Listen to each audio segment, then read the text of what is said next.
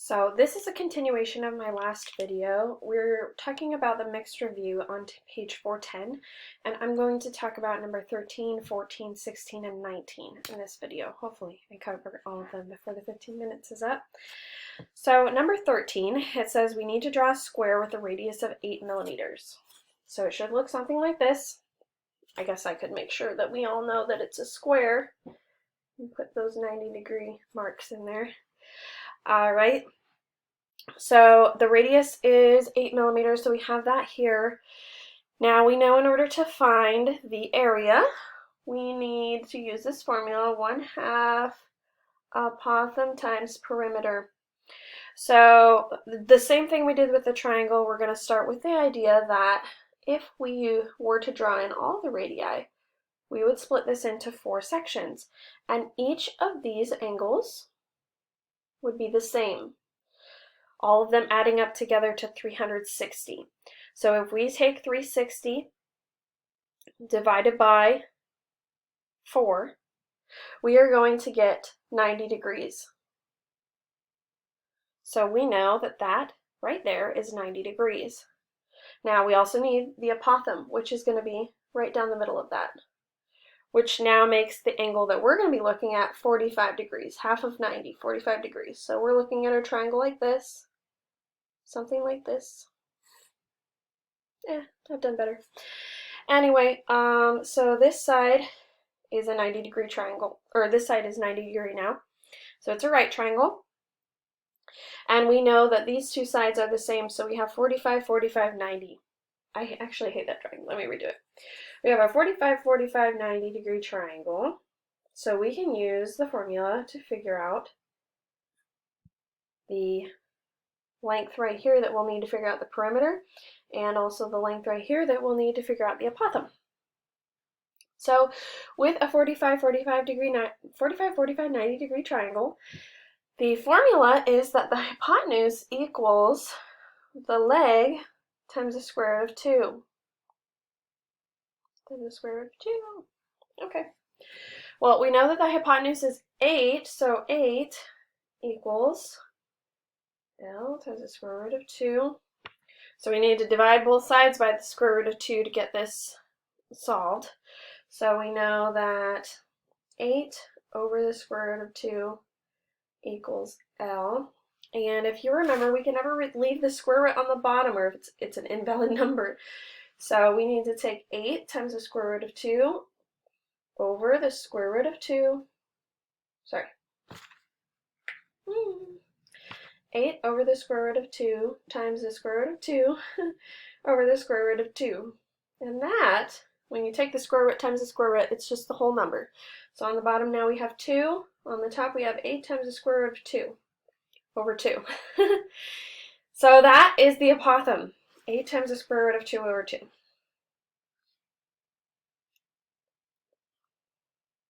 So I'm going to say A equals 1/2 times 8 times the square root of 2 over 2. The length of the apothem happens to also be the same length as this right here. So to figure out the perimeter, we need to take 8 times the square root of 2 over 2 plus 8 times the square root of 2 over 2 plus 8 times the square root of 2 over 2 plus 8 times the square root of 2 over 2, etc. all the way around, because this is just the length of this part right here. So to simplify that, sorry, I need to move over. Okay, in order to simplify that process, I'm going to take 8 times the square root of 2 over 2 times 1, 2, 3, 4, 5, 6, 7, 8 times 8. I'm going to just do it like this so it looks easier to do. So 8 times 8 is 64 times the square root of 2 over 2. Hopefully I didn't lose you there. But I took 8 times 8 times the square root of 2 over 2. Now 64 divided by 2 would be, sorry, I'm going to make some space here, would be 32. So 32 times the square root of 2 is the perimeter. So to figure this out, I need to take 1/2 times 8 times the square root of 2 over 2 times 32 times the square root of 2. So you can put that into your calculator. I'm going to do that right now too and see if we get the right answer. So I did the calculations in my calculator. You have to be really careful to get them input correctly. But I got 128 millimeters squared, and double check that is the answer. So that one was a little bit tough, but mostly just because the square roots make us feel uncomfortable. But your calculator can handle it, so hopefully you got the same answer as I did. So number 14 asks us to draw a hexagon, which is a 6-sided figure with a radius of 7 centimeters. So I drew that right here. Again, we're going to have to use this formula to figure out the area of this figure. So let's start the same way we always do. We have a 6-sided figure, so we draw in all the radii, it's going to separate it into 6 pieces. So we can assume that each of these angles on the inside is 360 divided by 6, which would be 60 degrees. Now we only need half of that because we need to draw a triangle. So we know that this is 90 degrees. We know that this one is 30 degrees, which means this one has to be 60 degrees. So what we can use is the 30-60-90 theorem, which states that the hypotenuse equals, let's say, the short leg times 2. Now we know that the hypotenuse is 7, so 7 equals short leg times 2. If you divide both sides by 2 to get short leg all by itself, we'll get 3.5. So the short leg equals 3.5. So let's fill that in. 3.5.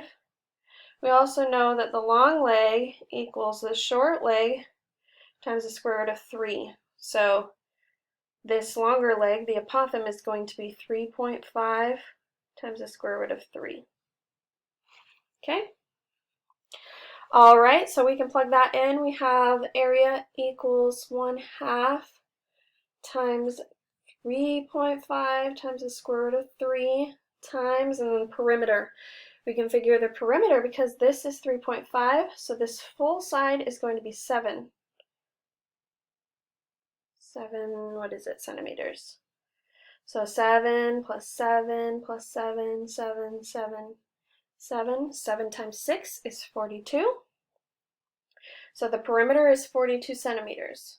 So we'll take that times 42. So let me write that in for you a little bit better.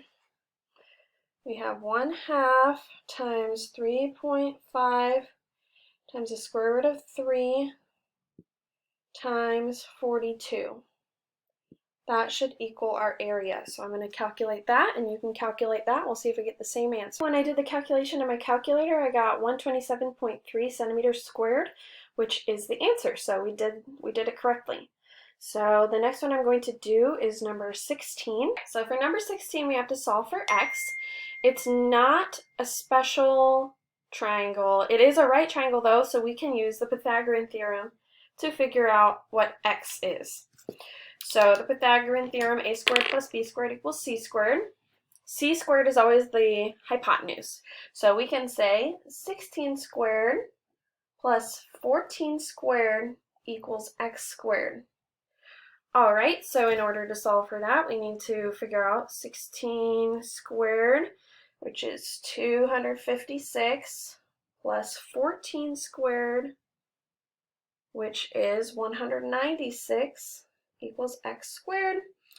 Okay, so we need to add those together. 256 plus 196 is 452, equals x squared. So that means that x equals the square root of 452. Now, it asks us to leave it in the simplest radical form. So we need to not put it in our calculator, but rather simplify this, which we did in class not too long before we started going virtual. So I'm going to erase all of this so we have space, and you're going to remember probably when I do this what was going on. So I'm going to take 452 and start breaking it down. So I'm going to take it divided by 2. So put 2 over here, 226. I'm going to take it divided by 2 again since it's an even number. And over here is going to be 113. Now 113 cannot be broken down any further. So we've got 2, so I'm going to put 2 times the square root of 113, and that's the answer. The last one is number 19, which I love this one because it is a special triangle. We have a 45, 45, 90 triangle. The reason I know that is because it gives us this information. We know it's 90, and then the fact that these two sides are the same length makes that 45, 45, 90. Those two combinations, if both sides are the same and we have a 90-degree triangle, it's 45, 45, 90. So 45, 45, 90 gives us a special formula to figure out the length, so we don't have to do the Pythagorean theorem. So the formula goes like this. It's leg times the square root of 2 equals the hypotenuse. So super easy. We know the leg length is 12. 12 times the square root of 2 is x. X is the hypotenuse. So this is the answer, 12 times the square root of 2.